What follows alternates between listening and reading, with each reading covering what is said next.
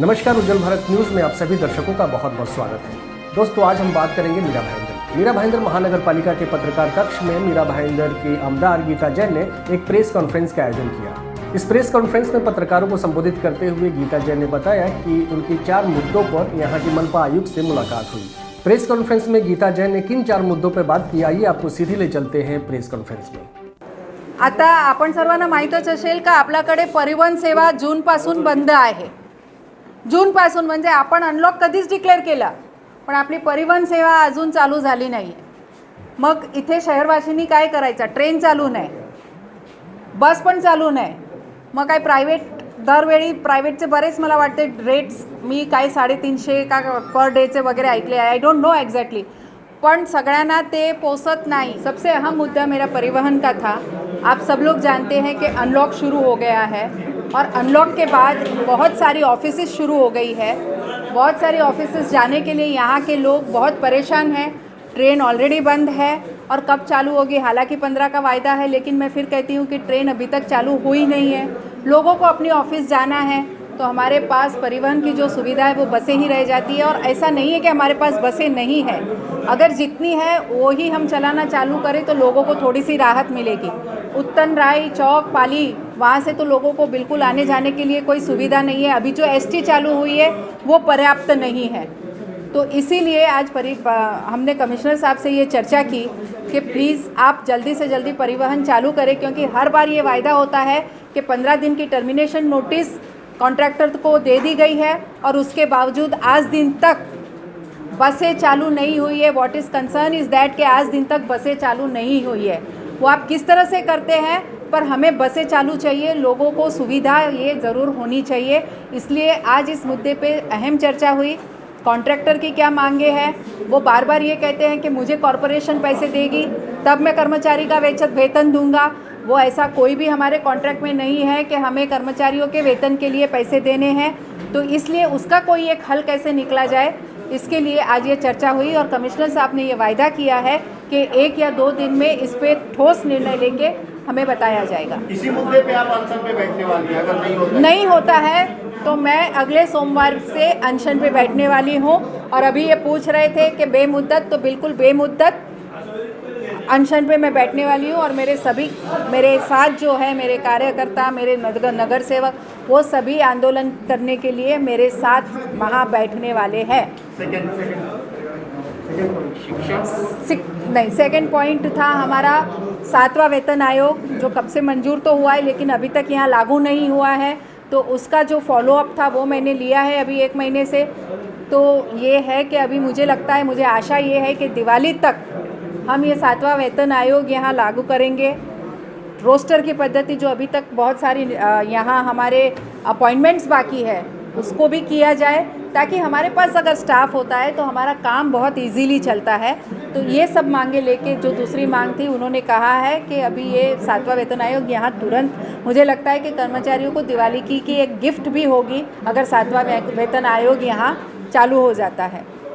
तीसरा था हमारा टोल का मुद्दा था।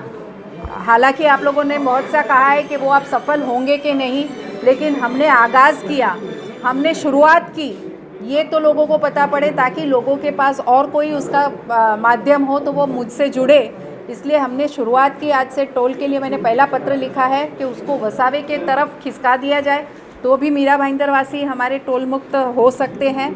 दूसरा, और एक जो बहुत बड़ी दिक्कत आ रही है, अपार्ट फ्रॉम दैट यहाँ ट्रैफिक इतनी जमा हो रही है कि हमारा 1 या 1.5 घंटा सिर्फ टोल क्लियर करते करते जा रहा है। ये अभी की हालत है, क्योंकि ट्रेन बंद होने से मुझे लगता है सभी रोड से ही जाना उनके पास पर्याय रह गया है। उसकी वजह से भी बहुत गिरदी बढ़ गई है। तो उसको कैसे सॉल्यूशन लाया जाए वो एक अहम मुद्दा है। बाईबैक पॉलिसी नहीं है तो उस जो डेफिसिट आ रहा है उसको कैसे भरा जा सकता है, वो कुछ मुद्दे पे बात हो सकती है कि क्या पेट्रोल पे हम 1 पैसा सेस बढ़ा के दे सकते हैं या ऐसी और कोई रास्ता निकाल सकते हैं क्या। तो वो बातें ज़रूर चर्चा के लिए मैंने हमारे आदरणीय मंत्री गडकरी जी का भी समय लिया है, तो उस पर भी चर्चा करना ज़रूर करेंगे। शुरुआत की है, कोशिश भी स्टार्ट की है। चौथा शिक्षा के लिए कहा कि जो हमारे अधिकार में है जैसे बहुत सारे अधिकार जिला परिषद में है, फीस ठहराना वगैरह के अधिकार आयुक्त के पास नहीं है। इसलिए जो पेरेंट्स इसकी वजह से परेशान हो रहे हैं उनके लिए ये एक रास्ता निकाला है कि उनको भी बुलाइए और हमारे अधिकारी भी बैठे और जो नियम में बैठता है कम से कम हम उतना करवाए, पीटीए मिलके फीस नक्की करे, ऐसे कुछ ऐसे मुद्दे हैं शिक्षा के जो यहाँ बैठ के उस पर सहमति हो जाए तो कम से कम पेरेंट्स को कुछ रिलीफ मिले। कोर्ट से हालांकि सभी संस्थान स्टे लेके आए हैं और फीस भरनी पड़ रही है, लेकिन दूसरे मुद्दे भी बहुत सारे हैं जो इलीगल है, जो हमारे स्कूल फॉलो नहीं करती, उनको हम फॉलो करवाएंगे। ये मुद्दा भी आज रखा है। अपार्ट फ्रॉम फीस बहुत सारे जो मिसलेनियस चार्जेज हैं, Yes. अदर चार्जेज हैं, बहुत सारे एक्टिविटी चार्जेज हैं, पेरेंट्स का कहना है कि उन पे तो उनको रियायत तो बिल्कुल। कोर्ट ने वो थोड़ी कहा है कि मिसलेनियस चार्जेज भी दो आप, ये भी नहीं, तो बिल्कुल फीस नहीं, के वो लिए बोला है। फीस के लिए बोला है। आयुक्त ने कोई टाइम पीरियड दिया क्योंकि एक आदमी आमरण अनशन पे बैठा हाँ, है। इसीलिए मैंने आज कहा आप कि हो उसे- गया, लेकिन सुन लीजिए, आज तक मनपा का कोई अधिकारी मिलने नहीं गया। इतना अमानवीय व्यवहार इसके पहले मनपा इतिहास में नहीं हुआ। तो कुछ आपको आश्वासन टाइम दिए नहीं, हैं कि मुझे लगता है वाघमारे जी उनको मिल के आए हैं। वाघमारे जी मिल के आए हैं, जहाँ तक मुझे संज्ञान है। उन्होंने कहा मैं मिल के आया हूँ। मैंने जब ये क्वेश्चन रखा तो उन्होंने कहा मैं मिल के आया हूँ और हम लोग बहुत जल्दी जिला परिषद से, थाने से जो अधिकारी है उनको बुलाएंगे और इस पर क्या सोल्यूशन निकल सकता है उस पर जल्द से जल्द कार्रवाई करेंगे। देखिए, मैंने गीता जैन का नाम लिया है, बाकी आप अपना क्लू लगा लीजिए। आपके साथ में भाजपा के नगर सेवक भी है ना? देखिए, मैंने फिर कहा भाजपा की नगर सेविका मैं आज भी हूँ, तो आप मुझे किस नज़रिए से देखते हैं? आप स्पष्ट करिए ना भूमिका अपनी।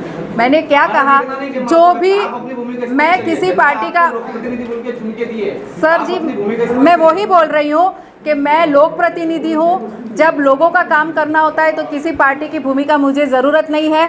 जिन लोक प्रतिनिधि को लगेगा कि ये सही कारण के साथ बैठी है वो मेरे आंदोलन में जुड़े, irrespective of party. Madam school समस्याओं पे क्या बात हुई और उन्होंने क्या कहा आयुक्त? देखिए, स्कूल समस्याओं का बहुत सारा ऐसा है कि आधा हमारे पास पूरा अधिकार नहीं है, थोड़ा अधिकार जिला परिषद के पास जाता है। तो मैंने ये कहा कि सभी ने मिलके एक बीच का उनको भी बुलाइए यहाँ और सभी ने मिलके ये रास्ता निकालिए कि क्या हो सकता है। कोर्ट से स्कूल जीत के आए हैं, इसलिए बहुत सारा हमारे हाथ में रह नहीं गया है। उसके बावजूद जो जितना भी पार्ट इलीगल है उस पर हम अगर कंट्रोल कर ले तो भी काफ़ी रिलीफ मिलेगी। तो आयुक्त ने क्या कहा? वो ज़रूर उस बारे में विचार करेंगे। मॅडम टोल का मसला खूप साऱ्या शाळेच्या आणि प्रायव्हेटच्या तक्रार होत्या. त्यानंतर जिल्हा परिषदकडे आहे, त्या प्रायव्हेट स्कूलच्या पण प्रायव्हेट स्कूलची तक्राराचाही मी एकावरती सांग- पण प्रशासनाने कारवाई जो केली. उनको अधिकार है मैडम वो तो करे ना। वही मैंने कहा कि जितना आपका अधिकार है उतना ज़रूर करें, उससे भी काफ़ी सारी रिलीफ मिलेगी। मैंने अभी वही कहा। मैडम टोल का मुद्दा, टोल का मुद्दा implementing that GR. Agreed, Education depend. Agreed. तो वो जीआर कंपल्सन At least करने, they can do that thing, no? yes of course, and I told them to do that and he agreed to that whatever we can do and we should do, we'll be doing it. Madam toll का जो मुद्दा है, toll का मुद्दा आपने उठाया है, toll का मुद्दा आपने उठाया है। ये टोल का मुद्दा सिर्फ आश्वासन तक ही रहता है सालों से। आज भी मैंने 2 दिन पहले एक न्यूज डाला है, उसमें लोग जो है टोल से खास करके मीरा भाईंदर के लोग एकदम त्रस्त है। उसके लिए कुछ कंटिन्यूटी रहेगी या फिर ऐसे ही एक लेटर दिया और खत्म? आप बहुत जल्दी देखेंगे कि उसकी कंटिन्यूटी के लिए भी मैं आप सबको बुलाऊंगी और कहूंगी कि ये सेकंड स्टेप हो गया। नहीं, मैडम, लेकिन अभी टोल के लिए भी आंदोलन करेंगे मतलब। टोल के लिए नरेंद्र मेहता हो, चाहे मुजफ्फर हुसैन हो, चाहे गिलबर्ट मेंडोजा हो, इन लोगों ने सबने मिलकर अब तक का टोल नाके के लिए बहुत कुछ आंदोलन किए, जाके बंद भी किए, उस चीज को वापस आवाज कर रहे हैं। तो क्या ये नहीं माना जाए कि इलेक्शन का एक नया तरीका है अभी नगर पालिका के जरिए? देखिए, मैं फिर कहूँगी कि आपको जब मैं सेकंड स्टेप लूँगी, मैंने पहले ही कहा कि उसमें बाईबैक पॉलिसी नहीं है। बाईबैक पॉलिसी नहीं होने की वजह से क्या हम ऐसा कुछ कर सकते हैं क्या?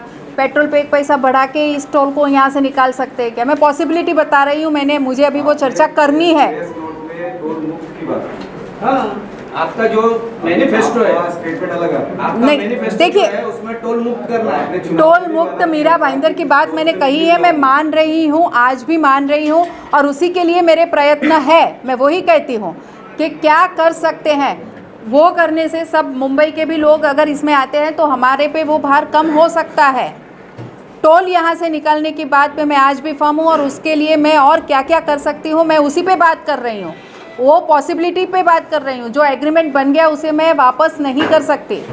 एग्रीमेंट ऑलरेडी बन गया है। कितने साल के लिए बना है? देखिए, मैंने फिर कहा कि मुझे वो सब डिटेल मैंने आरटीआई से 2008 के रिकॉर्ड के मुताबिक इस टोल नाके से 5 से 6,000 वाहन क्रॉस करते हैं और 115 करोड़ का सालाना उनका वसूली का बजट है। अब 2020 में वो बढ़ के 220 करोड़ हो गया। तो क्या आपको लगता है कि अभी तक जिन लोगों ने ये मुद्दा उठाया उसके बाद ये लोग पीछे आ गए, तो एक पैसे का जो फैक्टर वो काम कर रहा है इसके ऊपर? देखिए, वो क्यों पीछे आ गए उस पर मैं कोई टिप्पणी नहीं करूंगी, लेकिन ये आश्वासन जरूर देती हूँ कि मैं पीछे नहीं आऊँगी। मैडम, जैसा आपने बताया, चुनाव से पहले एक लेटर आपने अपने फेसबुक पे डाले थे गोपाल सेठी जी के माध्यम से। क्या था लेटर? टोल हटाने उनका भी टोल आगे ले जाने के लिए का वो आंदोलन था और मैंने कहा था कि मैं आपके साथ हूँ। उसमें मैंने समर्थन दिया था और मैं वही बार बार आप सब लोगों से कहती हूँ कि आप कभी एक पार्टी की भूमिका में मुझे ना बांधे।